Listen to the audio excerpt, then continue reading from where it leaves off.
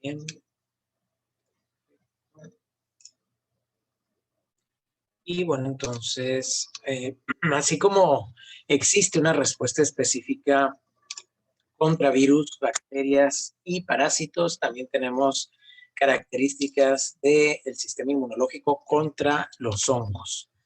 ¿De qué depende la respuesta del sistema inmune contra este tipo de patógenos que, entre paréntesis, son sumamente extraños, ¿no? Están más cerca del reino Monera, ese reino que no son ni bacterias, ni virus, ni parásitos, son más cercanos a seres medio extraterrestres los hongos. Pero bueno, hay que recordar que estos patógenos tienen un dimorfismo, es decir, se presentan en el medio, en el organismo, en dos formas.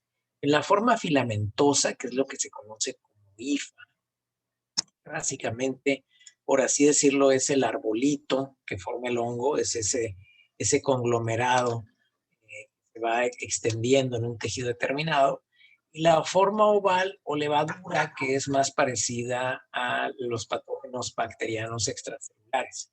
Ahora, el hongo como tal, y de hecho lo hemos visto con todos los patógenos, exceptuando parásitos probablemente, pero virus, bacterias y hongos forman parte de lo que es la microbiota o el bioma. Es decir, hay hongos que tienen efectos benéficos. Tan es así que gracias a los hongos tenemos antibióticos. Lo que es la penicilina es un producto que sale del Penicillium notatum y que, bueno, descubrió Alexander Fleming por serendipia o chiripazo, pues realmente ha traído beneficios inconmensurables a la humanidad, casi cercanos a los mismos que han traído las vacunas. Pero evidentemente el hecho de tenerlos en nuestro organismo también es malo por el otro lado, porque son habitualmente patógenos de tipo oportunista. En cuanto baja el sistema inmune, inmediatamente ven la forma de invadirlos. Los hongos no solamente producen como tal daño directo por la invasión, sino que pueden en un momento determinado sensibilizar a la persona, es decir, hacer que el sistema inmunológico genere una respuesta de tipo TH2, que estos anticuerpos de tipo IgE vayan y se peguen a células cebadas y mastocitos y ante una siguiente exposición al hongo se liberen grandes cantidades de proteínas catiónicas eosinofílicas, de histamina y que se generen todos estos efectos muy parecidos a los cuadros alérgicos exagerados. Entonces alguien puede volverse alérgico a los hongos. Es muy común la alergia al aspergillus. Por otro lado, van a leer por ahí algunos artículos acerca del Gist Connection. No se refiere a ninguna conexión amorosa o red social, sino más bien se refiere a que en muchas ocasiones algunos padecimientos que no nos explicamos por qué las personas lo tienen son secundarios a infecciones crónicas por hongos. El mejor ejemplo que les puedo yo dar del Gist Connection sería, eh, por ejemplo, la tos crónica. Es muy común que los pacientes con tos crónica pues ya hayan pasado por el gastroenterólogo para ver si esto no es producto de un problema de reflujo, hayan pasado ya por el alergólogo para descartar un proceso asmático, inclusive a veces ya los dio también el infectólogo para descartar un problema de tuberculosis. Se ha descartado todo eso, pero no se ha tomado en cuenta que en nuestro medio es muy común el problema de aspergilosis broncopulmonar. Y si el hongo está presente a nivel pulmonar, y a veces es difícil de detectarlo porque la hifa puede ser muy pequeña, pero estimular constantemente el bronquio, bueno, entonces tenemos una tos crónica debido a un proceso infeccioso por hongo crónico que no ha sido resuelto o descubierto o diagnosticado aún. Y la respuesta TH17 es la respuesta específica para los hongos y para las bacterias extracelulares, que bueno, que no lo recuerda Alejandro. Y bueno, también tenemos otro factor infeccioso asociado a los hongos, que sería el Sick Building Syndrome, que es el síndrome del edificio enfermo. Por ahí tenemos muchos pacientes que presentan cuadros asmáticos y que son trabajadores de edificios que tienen ya mucho tiempo esas aperturas o esa preparación para los aires acondicionados centrales y que, bueno, aunque se les dé mantenimiento, pues son lugares fríos, oscuros, lejanos y que tienen humedad.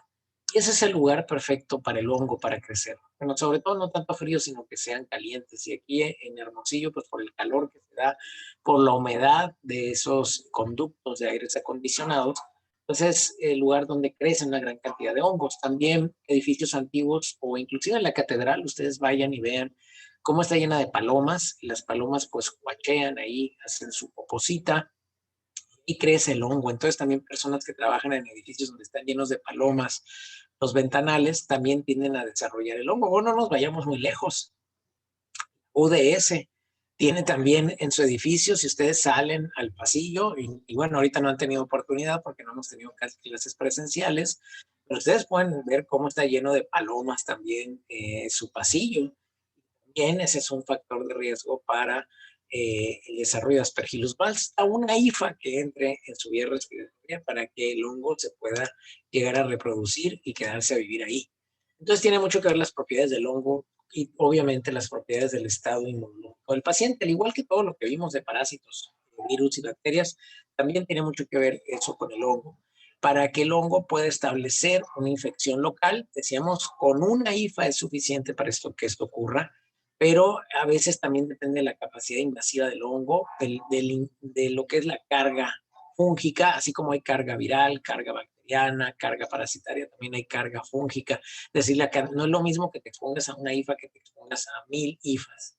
Y evidentemente los hongos, sobre todo en la forma oval, pueden tener cápsulas también de polisacáridos. Entonces, es importante la forma de levadura. Uno de los mecanismos de evasión que tiene es utilizar su cápsula de polisacáridos, al igual que algunas bacterias encapsuladas. ¿Qué condiciones clínicas del paciente pueden predisponerle al hongo? Pues todo lo que sea inmunosupresión, porque acuérdense que el hongo pues, es un oportunista. Entonces, un infante que acaba de nacer habitualmente trae solamente la protección que la mamá le pasó.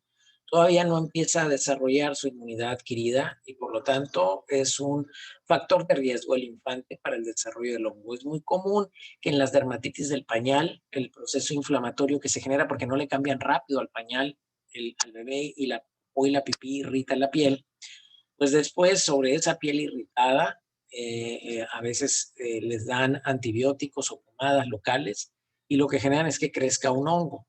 Es muy común en los bebés ver hongos en lo que es la parte de atrás del oído, en lo que son las axilas, las ingles y en la dermatitis del pañal, que muchas veces está complicada por cándida. Entonces, si no damos tratamiento para el hongo junto con el tratamiento para desinflamar y el tratamiento antibiótico, el bebé no se cura. Obviamente pacientes con inmunodeficiencias adquiridas, el HIV, ¿verdad? Cáncer, el cáncer disminuye mucho la actividad inmunológica, ya lo vamos a ver cómo le hace el cáncer para disminuir la actividad de los CD28. Pacientes que están recibiendo tratamientos de inmunosupresión o antibióticos, ojo, tratamiento para el COVID, tiene mucho de esto.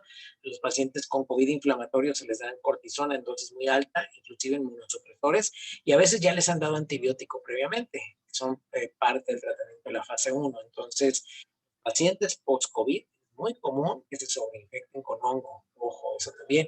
Y pacientes con diabetes mellitus, evidentemente por sí sola la diabetes disminuye la capacidad de movilidad de muchas de las células. Entonces, todo eso predispone a que los pacientes tengan infecciones por hongo. En los diabéticos es muy importante sospechar de pseudomonas en los procesos infecciosos porque a veces está resistente a muchos antibióticos. Ya dependiendo del hospital donde estén ustedes, pues sabrán qué tipo de antibióticos se utilizan en pacientes diabéticos. La inmunidad contra hongos puede desarrollar una respuesta aguda o una respuesta crónica, y eso es porque los hongos desarrollan, o muchos de ellos, son patógenos intracelulares obligados y a veces tienen que vivir dentro de la célula y eso genera que produzcan cronicidad. Tenemos hongos que son oportunistas, hongos que son superficiales, aquellos que los encontramos a nivel cutáneo, subcutáneo y hongos sistémicos. Los oportunistas pues solamente actúan una vez que el sistema inmunológico se descuida. Las vulvovaginitis, ya decía yo, las tiñas del pañal, ¿verdad? O las dermatitis del pañal complicados por hongos, Las neumonitis, pues están involucrados ahí Candida albicans, que lo vamos a encontrar siempre en nuestras mucosas. Aspergillus spp, que es un hongo de vida libre y anda pues prácticamente en el aire, en esos ventarrones que se levantan en Hermosillo, andan una gran cantidad de esporas de Aspergillus. El Mycomicetus también, como el Mucor o el Rhizopus, todos esos son hongos oportunistas que van a aprovechar una disminución de la capacidad del sistema inmunológico para aparecer. Por eso que el paciente con COVID, aunque sea un paciente que se sienta bien, aunque sea un paciente que clínicamente está muy estable, que no está desaturando, se recomienda el aislamiento incluso después de terminar el tratamiento, unos 5 días después, para permitir que el sistema inmunológico vuelva otra vez a sus niveles normales, porque lo que hacemos en la fase inflamatoria es disminuir mucho el sistema inmunológico, responder, porque lo que estamos tratando es sacar al paciente del proceso inflamatorio. Entonces, si se sale el paciente a la calle y no hace caso de mantenerse aislado, puede adquirir una infección oportunista por hongo. En la radiografía, pues lo vamos a ver como estas placas radiopacas, ¿verdad? Características de la presencia de procesos infecciosos, porque no nada más lo generan los hongos, podemos verlo en la neumonía pavimentada por COVID o en las neumonías circunscritas por bacterias como las. Tenemos hongos superficiales, un ejemplo muy común es la pitiriasis alba, pitiriasis rosada, pitiriasis versicolor, que es una de las principales causas de consulta del servicio social. Muchos de sus compañeros me mandan fotos sobre sus diagnósticos para saber si no es una pitiriasis versicolor, una pitiriasis alba, una pitiriasis rosada, porque les preocupa mucho a los pacientes saber qué va a pasar. Y déjenme decirles que en general estas pitiriasis pues son benignas, son esas manchitas blancas a veces que se ven descamativas en los niños, y los pacientes muchas veces lo tienden a confundir esto con problemas del hígado, no sé por qué. Dicen que mi bebé o mi niño, mire, le salió estas manchitas blancas, no tendrá una enfermedad del hígado. La verdad es que yo he buscado mucho enfermedades del hígado y su relación con manchas blancas, y la verdad es que no. Creo que es más un mito de las personas. La pitiriasis alba es producida por la Malassezia furfur, que entre paréntesis solamente le elimina el selenio. Y el selenio es un compuesto que viene prácticamente en el Celsium azul y en el Head and Shoulders. Entonces, el tratamiento es bañarse con champú Head and Shoulders, ponérselo en las lesiones y con eso eliminamos al hongo. Y ese color blanco que les queda a los niños es porque el hongo estuvo ahí y no permitió que el sol quemara la piel. Pero realmente esa mancha blanca es su piel normal sin ser quemada. Hay que hablar con los papás y decirle que no se va a quedar así todo moteado el niño, o sea, que va a volver a adquirir su color morenito, tan bonito que tenía, tirándole a negro, pero ese color chanate va a volver, nada más que tienen que esperar a que el niño vuelva otra vez a exponerse al sol y se come parejo. Tenemos infecciones de la piel como la tinea capitis, Microsporum audium, la tinea corporis, en todo el cuerpo como el tricopitum, y las lesiones en uñas como la onicomicosis. Recordar que estas lesiones tardan mucho en sanar. Utilizar esta laca, el oceril, directamente sobre la uña, más el itraconazol tomado a veces por 6 meses para que esto pueda al paciente. Y explicarle que tanto el oceril como el itraconazol lo que hacen es, por así decirlo, poner en pausa el hongo. El hongo no sigue invadiendo, pero no se puede quitar de ahí, de la uña, es muy complicado. Conforme la uña va creciendo, pues se va cortando y el hongo va saliendo y ya se va de la uña, pero eso puede tardar un año. Entonces, es muy lento el tratamiento de las infecciones de hongo de la uña, pero sí se quita. Con paciencia, con constancia se elimina. Algunas infecciones subcutáneas como la esporoticosis, que pueden producir esas lesiones exudativas a nivel de lo que sería el tejido celular subcutáneo. Y las peligrosas que realmente ocurren, pues son las infecciones por hongos sistémicas, en las cuales pueden llegar a invadir vía pulmón y después diseminarse por los vasos capilares pulmonares, entre ellas el blastocistis, la coccidioidomicosis, la histoplasmina y la criptococcus, que son pruebas que podemos detectar muy semejantes a lo que se utiliza con el PPD, También se tienen reacciones de este tipo para probarlas a nivel de la piel y determinar si la persona ha tenido contacto o no con estos hongos. En nuestro medio son muy comunes, no son nada despreciables. Un proceso de vía respiratoria crónica que no se resuelve con los antibióticos habituales, que no concuerda con un paciente alérgico, no presenta cuadro tuberculósico característico. Descartando estas tres primeras opciones, que son las más comunes, tenemos que pensar, y estamos obligados a pensar en hongo, inclusive antes de pensar en un cáncer. Se hacen estas retinas, ¿verdad?, por medios intradérmicos, con histoplasmina, coccidioidina, blastomicina, criptococcidioidina, todos estos existen en pequeños lotes, ¿verdad?, que se aplican a nivel de la piel, igualito que el PPD, y luego se leen y son muy útiles para hacer el diagnóstico. ¿Sabían que la histoplasmosis, por ejemplo, el histoplasma capsulatum, el primero que lo descubrió fue el doctor Darling y lo bautizó como la enfermedad de Darling? El problema es que él pensó que era una bacteria encapsulada. Entonces, durante mucho tiempo, el histoplasma capsulatum se pensó que era una bacteria. Lo podemos encontrar en el suelo, pero sobre todo crece en el guano del murciélago. Miren, ese murciélago, como nos han dado problemas, pero nos dan problema porque la gente va y los busca, ellos viven en cuevas allá alejados donde no deberíamos de ir a meternos, pero pues con la obsesión de ir a ver qué hay ahí. Bueno, pues no nomás te puedes adquirir de repente un COVID, también puedes adquirir un hongo en el guano del murciélago. Con un solo cónido, una sola hifa que aspires por tu nariz es suficiente para que te invada todo el pulmón. Establece en el pulmón, obviamente la inmunidad innata trata de eliminarlo, como no puede, se da una reacción granulomatosa, no caseificante, a diferencia de la tuberculosis que da las lesiones por los granulomas caseificantes. La cándida por mucho es probablemente la infección por hongo más importante en el ser humano. Encontramos cándida de forma habitual en boca, vagina, tracto gastrointestinal, y cuando bajan nuestras defensas o utilizamos antibióticos en exceso, pueden presentarse la moniliasis, que es bien difícil de quitar la lengua con hongo así, ¿no? Los pacientes se angustian mucho. De hecho, inclusive no puede dar ningún síntoma. No es que de comezón o, de hecho, pueden no sentir nada, pero no les gusta tener la lengua así. La ven en el espejo y se ve fea y se obsesionan de repente. Y no entienden que este es un tratamiento a largo plazo, o sea, no se les va a quitar muy rápido, sino va algunas semanas en poder eliminar. La vulvovaginitis por cándida también es muy común en las mujeres y la dermatitis del pañal. Dan mucha comezón. Estados de inmunosupresión también es muy común que aparezca la cándida en infantes inmaduros, ya lo decíamos, el uso de antibióticos. Cuando ustedes les pidan interconsulta al servicio de cirugía general por fiebre de origen oscuro en un paciente posoperado, en el cual la herida quirúrgica está limpia, en el cual el paciente ya le hicieron cultivos de orina, cultivos de expectoración, ya le dieron antibióticos, y sigue la fiebre, los cirujanos están rompiendo ya la cabeza porque no saben más a dónde irse.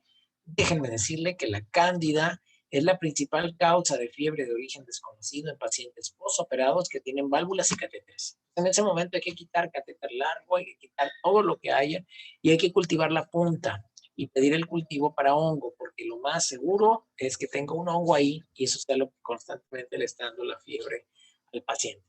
Un buen tip para cuando roten como MIPS en el servicio de cirugía general o de ginecobstetricia. Entonces decíamos dermatofitos, estamos hablando de hongos de la piel. Los patógenos verdaderos, los que no dan problema grave, son los sistémicos, coccidioides, histoplasma, blastomices y paracoccidioides. Y los oportunistas que están con nosotros o están en el medio externo, pero se nos pueden pegar, Candida albicans, Cryptococcus neoformans, Pneumocystis carini, es el Cryptococcus, pues es un hongo que puede crecer en las heces de los gatos. Pneumocystis jirovecii, que es un hongo que produce infección en pacientes, sobre todo con VIH, produce estas lesiones características de vidrio despulido. De hecho, presentar una neumocystis, una neumonitis, una neumonía por Pneumocystis jirovecii o Pneumocystis carini, que es como se conocía antes, es diagnóstico ya de VIH. Es decir, nadie lo tiene a menos que tengas VIH prácticamente. Aspergilosis broncopulmonar y cigomicosis. ¿Cuál es la respuesta inmune a hongos? Pues a diferencia de la respuesta para virus, bacterias o parásitos, el hongo sí utiliza dos receptores que son específicos para detectar estructuras que podemos encontrar en la levadura o en la hifa.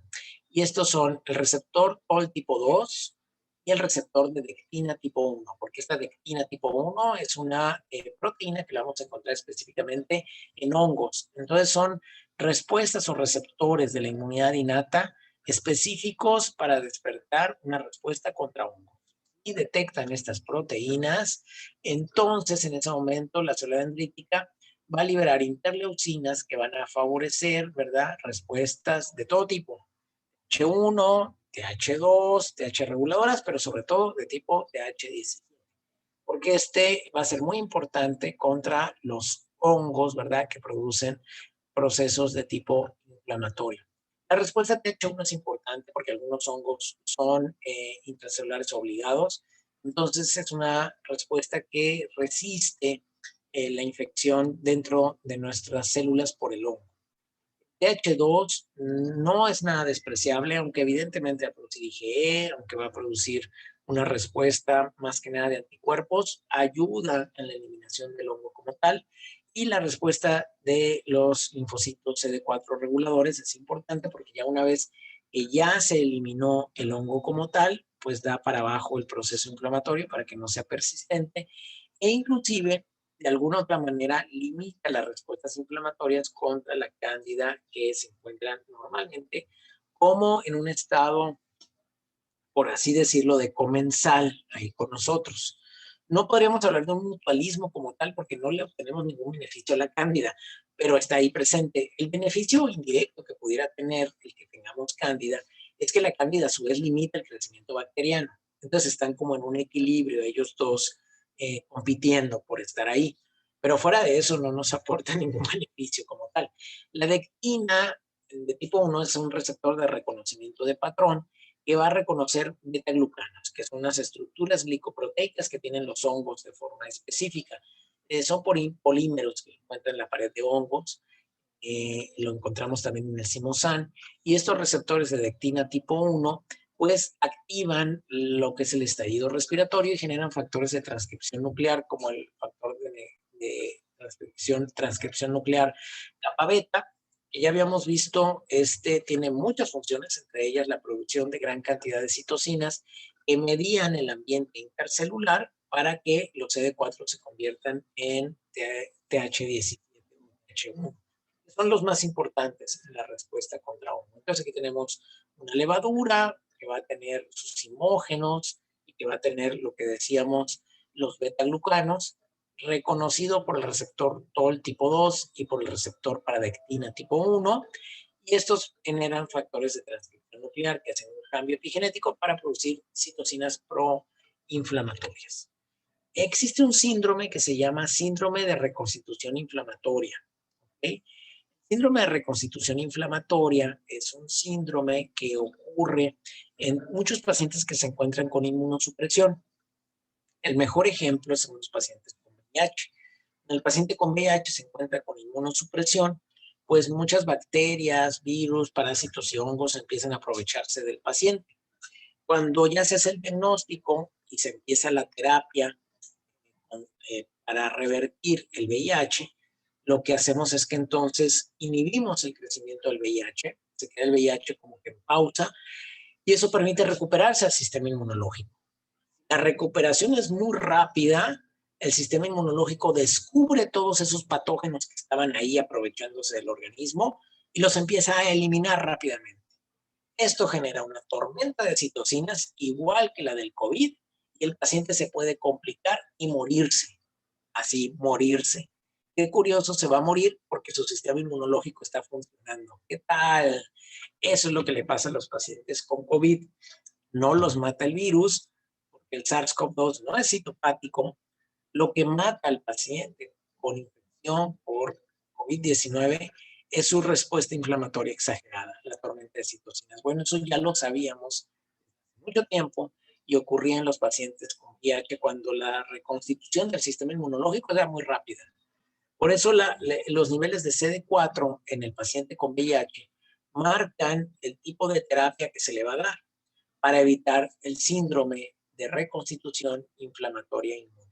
¿Okay? Entonces es importante recordarlo, no podemos regresarle el sistema inmune muy rápido a un paciente con VIH, porque entonces lo que va a hacer el sistema inmune es descubrir todos esos patógenos que estaban de oportunistas y los va a querer eliminar rápidamente, y eso va a generar una inflamación tan severa que puede matar al paciente.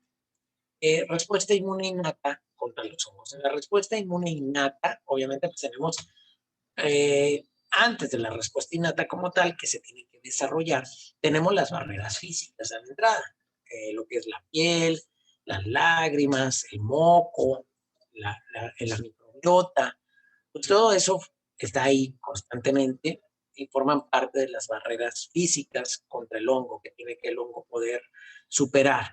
Pero ya una vez que lo supera, entonces ahora sí viene la inmunidad innata, que se echa a andar cuando los receptores tipo TOL número 2 y 6 reconocen, decíamos, a este simosan, estos glutanos característicos de las cápsulas, las levaduras, y entonces en ese momento se liberan una gran cantidad de citocinas proinflamatorias que entre ellas pues atraen neutrófilos al lugar. Parece que el neutrófilo forma un rol muy importante en la respuesta contra virus, bueno, todo bacterias, parásitos y hongos, pero más contra bacterias extracelulares y hongos. Casi muy poca contra virus. De hecho, la respuesta contra virus no es muy adecuada al neutrófilo. Se ha visto que en los pacientes con COVID, por ejemplo, una relación de respuesta de neutrófilo linfocito 6:1 ya es de mal pronóstico. En cambio, al revés volteado, contra patógenos extracelulares y contra hongos, sí son muy importantes que lleguen los neutrófilos, porque el neutrófilo va a llegar, va a eliminar residuos de colágeno y elastina para permitir que lleguen ahí células que pueden fagocitar a los hongos. Tenemos macrófagos alveolares que evidentemente fagocitan a todos esos oportunistas verdaderos, histoplasma, criptococo, neumocistis, todos esos que son muy agresivos. Pero también tenemos macrófagos residentes en los diferentes tejidos que evidentemente van a fagocitar oxidioido, histoplasma, blastomisis, micosis. Entonces, la primera línea son los fagocitos. Neutrófilos, decíamos, son importantes porque abren el camino para los fagocitos. Ellos, la función del polimorfo nuclear es hacer un granulocito, es hacerse estallar. Entonces, en ese estallamiento libera algunas enzimas que afectan como tal a los hongos infecciosos sistémicos como el coccidioides, histoplasma, blastocistis, paracoccidioides, pero también afecta a los dermatofitos. Natural killer también son muy importantes, tienen un efecto fungicida directo sobre la cápsula del histoplasma, del Cryptococcus del Candida albicans, y obviamente habíamos visto las diferentes funciones de natural killer, que es favorecer las respuestas de tipo TH1, que son muy importantes contra los hongos intracelulares. El complemento es importante aquí porque los hongos tienen su cápsula, algunos tienen membrana, entonces es importante también, al igual que contra parásitos y contra bacterias extracelulares, que se echen a dar el complemento. Los hongos tienen muchos azúcares en su superficie y recuerden ustedes que la vía de las lectinas, las colectinas, tiene la capacidad de pegarse a los residuos de azúcares tanto de bacterias extracelulares como parásitos como hongos y echar a andar la cascada del complemento por la vía de las lectinas. Entonces, es importante, los hongos no tienen reguladores del complemento a diferencia de las células humanas y el complemento les es muy dañino. Y bueno, ya saben que se puede activar por vía alterna porque estén en el medio ambiente algunos antígenos de los hongos o por la vía clásica si hay antibióticos o como acabamos de ver por la vía de las lectinas. Hay un tipo de enzimas que se llaman chitinasas, ¿verdad? Que esas son las enzimas que degradan la chitina. La chitina es una serie de cadenas de aminoácidos o estructuras de aminoácidos que se encuentran solamente en hongos. Es algo que se pudiera llamar un pampa de hongo. Es exclusivo de los hongos, no hay chitina en las células humanas, no existe esa estructura proteica en las células humanas. Se cree que probablemente sea un residuo de los hongos que provienen de las plantas, porque las plantas chitina es una especie de aminoácido que lo que le da es una protección eh, eh, contra el agua, es decir, los hace impermeables contra el agua. Las hojas, por ejemplo, de las plantas, tienen una gran cantidad de chitina. Es una serie de aminoácidos que los protegen contra el agua, que estén muy húmedos, por así decirlo. Entonces, los encontramos en los hongos, probablemente sea un resto evolutivo de las plantas. O sea, ahí es lo raro que les digo, que los hongos están más cerca del reino Monera, y el reino Monera está cerca también de las plantas. Entonces, bueno, existen estas enzimas que las pueden liberar ciertos leucocitos, y generalmente las regulaciones de las respuestas de tipo TH2 favorecen que estos leucocitos titulares liberen estas quinasas que destruyen las chitinas que tienen los hongos, y por lo tanto entonces los vuelven permeables, y es como si les hicieran hoyos en las paredes. Hay respuesta adquirida también contra hongos. Esa respuesta adquirida depende de la capacidad de la respuesta innata, primero de reconocer estos PAMs por sus PRR y después presentarlos a los CD4 para hacer la respuesta de tipo TH17, que como bien nos decía Alejandro, es la característica respuesta contra hongos y contra bacterias extracelulares. Ya recordamos, ¿verdad?, que depende del STAT3, que el diablo se lo quitó a Job para que generara el síndrome de Job, que son estos fríos. Y, pero ¿quién es Job? Vamos a volver, ya ustedes saben perfectamente esa historia de Job, y bueno, ya está en el examen, me lo platicaron. Recuerden, Job, TH17, STAT3, que le quita el demonio, absceso. Y eso es importante para recordar. Entonces, bueno, un receptor característico exclusivo de la respuesta de la inmunidad innata contra hongos es el receptor de dectina, o uno que detecta los beta-glucanos, que son proteínas características, igual que las chistinas de los hongos, en este caso las levaduras, genera factores de transcripción nuclear, igual que el receptor TOL tipo 2, que van al núcleo y van a producir un ambiente intercelular para producir una respuesta de tipo 17. Ese es el camino de la respuesta inmune contra hongos. Ustedes ahora conocen muy bien. El hongo se tiene que enfrentar a barreras epiteliales y mucosas, no se la ponemos fácil. El pH puede dificultarle poderse establecer. Obviamente en las mucosas tenemos lactobacilos que antagonizan la función del hongo. El hongo también se tiene que defender de las bacterias que están ahí para poder estar ahí. Tenemos defensinas y colectinas que destruyen las paredes del hongo. Algunos macrófagos liberan citocinas que inhiben el hongo pase de la etapa de IFA a la etapa de lo que sería pues una especie de etapa quística, la levadura. La etapa de IFA pues es la etapa que más expone al hongo como tal, porque es muy grande y expone toda la membrana del hongo. En cambio, la etapa de espora de levadura es más complicada para el sistema inmune, porque entonces es cuando el hongo tiene su cápsula de polisacáridos, y al igual que las bacterias encapsuladas, hace que sea complicado para el sistema inmune reconocerlos, hacer el estallido respiratorio. Recuerden, en los pacientes que tienen granulomatosis crónica ligada al X, tienen infecciones recurrentes por hongo. Es muy común en ellos que los hongos les den infecciones recurrentes, porque entonces no tienen estallido respiratorio. Eso es muy importante para la función de eliminación del hongo.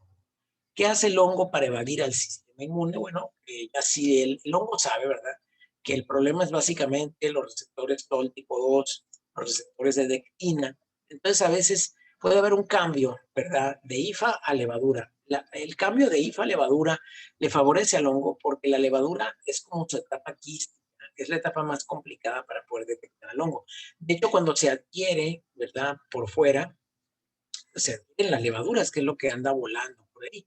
No adquieres la IFA como tal, excepción, podríamos decir, del Histoplasma capsulatum, que sí puedes adquirir los cónidos. La pared del hongo, decíamos, tiene estas chistinas que le hacen resistente al medio externo. También tienen melanina en la pared del hongo, que favorece la menor producción de factor de necrosis tumoral alfa, que ya saben es la primera fase de respuesta de la inmunidad innata, junto con la interleucina 1 y la interleucina 6. tiene capacidad de romper polímeros, entonces esto lo que hace es que va rompiendo, al igual que los neutrófilos, rompen enlaces de colagenasa y elastasa del hongo para poder seguirse expandiendo. Es como un arbolito que va creciendo por ahí. Por eso va dando esa lesión en la piel, es redondita y va creciendo cada vez más y va creciendo cada vez más porque va rompiendo, de hecho, enlaces ácidos. Tiene proteasas, fosfolipasas y lipasas el hongo que le permiten ir creciendo a través del tejido celular subcutáneo. Van en la fagocitosis, obviamente. Tienen un receptor falso de complemento que le permite al complemento unirse ahí, pero no desarrollar como tal. Utilizan moléculas del hospedero para facilitar la entrada más rápida, como que se cubren con una capa. Por ejemplo, las levaduras del histoplasma tienen también, utilizan algunas estructuras como beta-2 integrinas que favorecen su unión a ciertas áreas de la mucosa respiratoria para poderse pegar. Entonces tenemos también mecanismos de regulación, entre ellos ya dijimos los más importantes, el receptor tipo 2 y el dectina, que reconoce, ¿verdad?, a los imógenos, estos del hongo, los beta-2 glucanos, pero también los receptores tipo Manan pueden reconocer azúcares del hongo y que también los tienen los Mycobacterium o el Mycobacterium tuberculosis. Receptor para complemento tipo 3, el receptor TOL tipo 4 también. Todos estos receptores son importantes en la regulación de la respuesta inmune contra el hongo. El receptor TOL tipo 2 activa síntesis de enzimas que favorecen el estallido respiratorio, favorece la degranulación de neutrófilos, forma parte del engramaje de cascada enzimática que termina con los factores de transcripción nuclear, entre ellos el kappa beta que produce citocinas proinflamatorias, libera quimiosinas, entonces forma parte del proceso de regulación de la inmunidad ante hongos. Las células dendríticas son súper importantes porque en las partes externas son las que van a reconocer al hongo que está invadiendo, lo fagocitan, van y lo presentan en los ganglios, entre ellos Aspergillus, Candida e Histoplasma son súper importantes las células dendríticas en la respuesta que se tienen ante ellas. Entonces el balance entre la respuesta pues prácticamente proinflamatoria y antiinflamatoria es lo que permite eliminar al hongo y no generar un proceso inflamatorio recurrente. Ya una vez que el hongo se ha eliminado, las células T reguladoras entran en acción inhibiendo la respuesta tanto de células dendríticas como de células TH17, TH1, TH2 y son las encargadas de evitar el proceso inflamatorio persistente por mucho tiempo. Las células T reguladoras, no están ustedes para saberlo ni yo para contarlo, pero son de dos tipos. Las T reguladoras 1 producen interleucina 10, que es una citocina antiinflamatoria. Las T reguladoras 2 producen factor de crecimiento y transformante beta, que también son una citocina antiinflamatoria. Entonces, estas citocinas, junto con el interferón gamma, producen un efecto antiinflamatorio de la persona para que cuando ya eliminó el hongo, deje de generar el proceso inflamatorio. Son muy importantes en la regulación.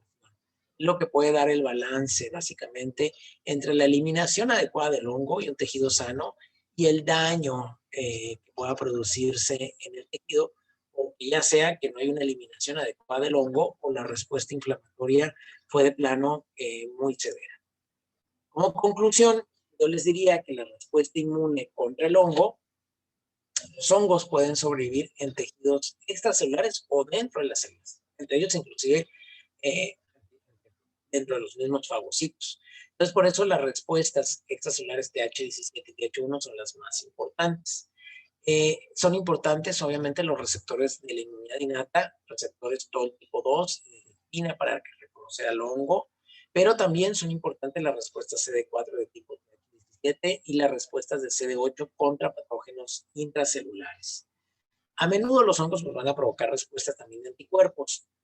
No son útiles los anticuerpos porque nos sirven para hacer diagnóstico. Estas prescriptinas, histoplasma, de coccidioides, de paracoccidioides, son importantes como para hacer el diagnóstico. Sin embargo, realmente el anticuerpo tiene poca utilidad contra el hongo porque, pues ya dijimos, no les es fácil fagocitarlo al sistema inmunológico. La IFA, olvídenle, no la van a fagocitar, es muy grande. La que pueden fagocitar es la levadura, pero como tiene cápsula, le es complicado al sistema inmunológico fagocitarlo. Sin embargo, el anticuerpo nos puede ayudar como diagnóstico.